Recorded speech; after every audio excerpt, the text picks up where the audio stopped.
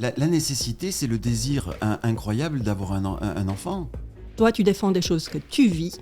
Moi, je défends des choses qui sont de l'ordre du principe. J'aime être enceinte, mais j'ai plus envie de gosse.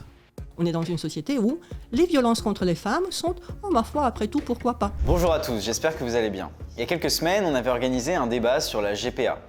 Est-ce qu'il faut autoriser ou interdire cette pratique qui consiste à porter l'enfant d'un autre? Aujourd'hui, on a réuni les meilleurs moments de ce débat pour en faire un format plus court. On espère que vous apprécierez. Si c'est le cas, n'hésitez pas à laisser un j'aime, à mettre un commentaire et à vous abonner, c'est super important pour nous soutenir. Bonne vidéo. J'ai pas mal je partage pas mal de combats d'Anna sur plein de sujets, ce qui concerne l'IVG, enfin tout ça. Et je suis notamment d'accord sur cette GPA que l'on dit éthique et qui, dans de nombreux cas, ne l'est pas. Donner son accord quand on gagne 200 € par mois et qu'on nous en propose 15 000, c'est un accord qui est forcément biaisé. Pour moi, la GPA éthique n'existe pas et ne peut pas exister parce que ce qu'on fait aux femmes, c'est toujours la même chose. Et c'est toujours la même histoire, c'est-à-dire que les femmes doivent être encadrées par les femmes. Toi, tu défends des choses que tu vis. Moi, je défends des choses qui sont de l'ordre du principe. C'est une honte, le marché de la GPA. Concrètement, je ne peux pas aller à ton encontre quand on dit, je crois que le marché de la GPA, c'est 6 milliards de dollars dans le monde, un truc comme ça. Donc on est dans une marchandisation honteuse.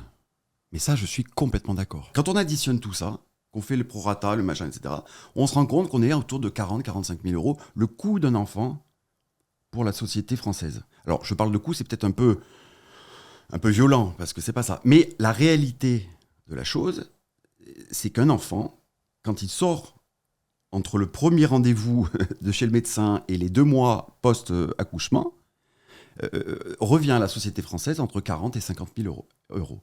Voilà.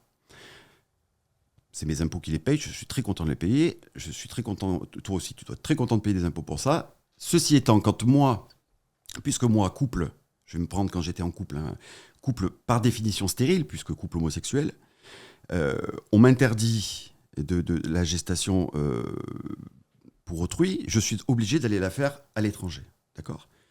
Et à l'étranger, je n'ai pas la Sécu qui me rembourse tous les frais. Donc je suis obligé de sortir de ma poche cet argent. Et c'est là qu'on me dit que j'achète un enfant. Mais en fait, je ne l'achète pas plus qu'un autre parent, si vous voulez. C'est-à-dire que la monétisation que je le mets, elle est juste de ma poche. Alors que en France, c'est la Sécu qui monétise, c'est tout. Combien de femmes qui deviennent mères porteuses, parce que j'imagine que dans le pays où tu es allé, la GPA est légale, est-ce qu'ils ont des chiffres pour savoir combien de femmes font des dépressions post-partum, combien de femmes perdent leur utérus, combien de femmes ont des problèmes de santé après. Quand on parle de prix et de ce qui est raisonnable, pas raisonnable, ainsi de suite, on se réfère à quoi ? Qui décide de ce prix-là ? Est-ce que c'est la femme qui décide du prix ? Non, jamais. Et moi, ça me met mal à l'aise de discuter du prix, parce qu'en fait, on discute du prix de quelque chose qui aboutit à la production d'un être humain.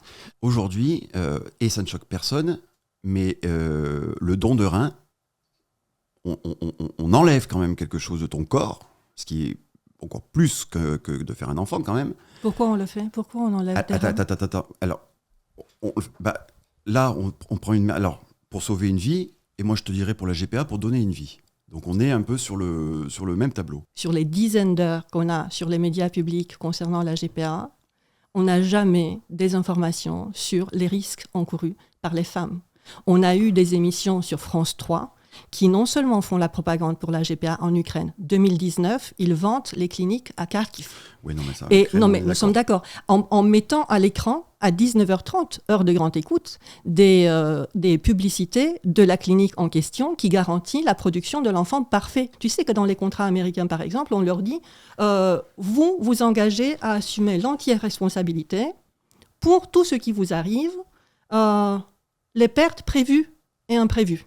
Pourquoi on leur interdirait de disposer de leur corps comme elles l'entendent ? Moi, j'ai vu plusieurs fois des femmes qui me disent « Putain, moi, excusez-moi, mais c'est ça qu'elles ont dit en plus au moment, j'aime être enceinte, mais j'ai plus envie de gosse. » On va pas parler du suicide assisté ici parce que c'est pas le sujet, mais c'est exactement pareil. C'est éthiquement, c'est mon corps, j'en fais ce que je veux. La GPA est un ensemble de violences. Ce qui est fait aux femmes, ce qui est fait au corps des femmes, est un ensemble de violences. Alors, que des femmes acceptent de subir des violences parce qu'elles ont été socialisées à la violence. On est dans une société où les violences contre les femmes sont, ma foi, après tout, pourquoi pas. Oui, il y a des femmes qui acceptent de subir des violences. Il n'empêche que ça porte atteinte à la dignité humaine. Mais la raison pour laquelle je dis que les enfants nés par GPA, on leur nie le statut d'être humain à la naissance, c'est parce qu'ils ne sont pas traités comme les autres enfants. Les autres enfants qui viendraient au monde dans des circonstances où la femme dirait « moi, je veux m'en séparer pour donner l'enfant à un tel ou à un tel », on dirait à la femme « attendez, c'est pas possible », cet enfant, il doit être protégé. Pour les enfants nés par GPA, on ne dit pas « cet enfant doit être protégé » parce que cet enfant a fait l'objet d'un contrat. On n'arrive pas à dénucléariser le monde.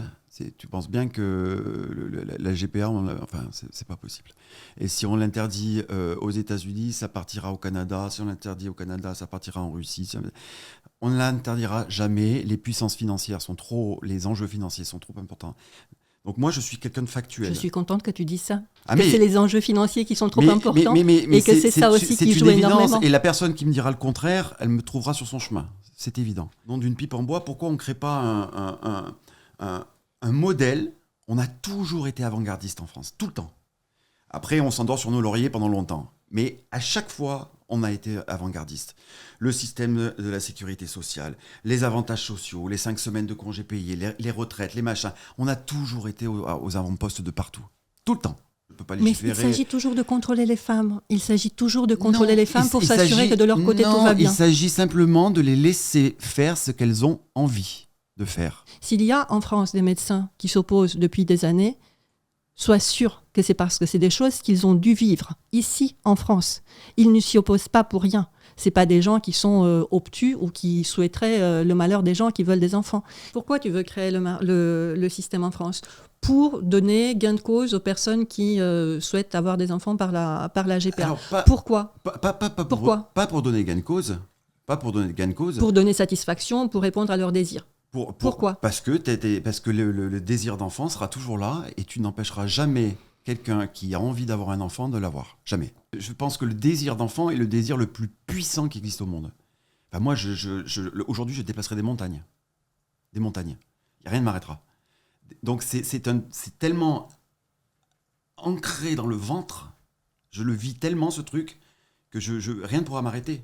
Pour faire une GPA, il faut que le couple soit stérile. Mais ça me paraît être une évidence évidente. Alors, laisse-moi... Oui. S'il faut changer par référendum la Constitution, ça c'est des problèmes techniques, mais c'est no way autrement. C'est-à-dire les Kim Kardashian qui le font. Tu es en train de hiérarchiser la souffrance des gens. Non. Il peut y avoir quelqu'un, une femme qui est tout à fait fertile, qui vit en couple stable avec un homme et ensemble ils pourraient concevoir, mais elle ne souhaite pas parce qu'elle a peur de la grossesse. Elle veut un enfant, mais elle ne veut pas le porter elle-même. Tu es en train de hiérarchiser les souffrances. On ne peut pas hiérarchiser les souffrances. Nous sommes des citoyens, on est tous égaux. C'est exactement pareil quand on fait un don d'organes, on hiérarchise les priorités. Mais c'est exactement là pareil. Tu me dis, mais non, celui-là a plus besoin de ce cœur, il passera en premier. Voilà, on a hiérarchisé, tant pis pour le deuxième, ça se trouve il va mourir. On est obligé de faire ça à un moment donné. Médicalement, on est obligé de faire ça. C'est pas parce que ça n'a pas marché dans d'autres pays que ça ne marcherait pas en France. On a créé un système social, une sécurité sociale que beaucoup nous envient et les États-Unis ont essayé de l'imiter de nombreuses fois sans jamais y arriver. Nous, on y est arrivé. On la critique pas. On est arrivé à être originaux sur plein de belles choses, extraordinaires. On est un pays plein de ressources. Et l'échec des autres ne me fait pas penser que nous, on peut échouer. Et on peut être encore des avant-gardistes. Et je suis persuadé qu'on peut arriver à quelque chose de bien sans omettre d'oublier ce que tu parlais de l'information, sans faire souffrir, sans les souffrances, etc. Voilà. Quelque chose de révolutionnaire, quelque chose qui est propre au système français et qui fait partie de notre ADN. J'espère que cette vidéo vous a plu. Si c'est le cas, n'hésitez pas à laisser un j'aime, à mettre un commentaire et à vous abonner. C'est super important pour nous soutenir. Portez-vous bien. Salut.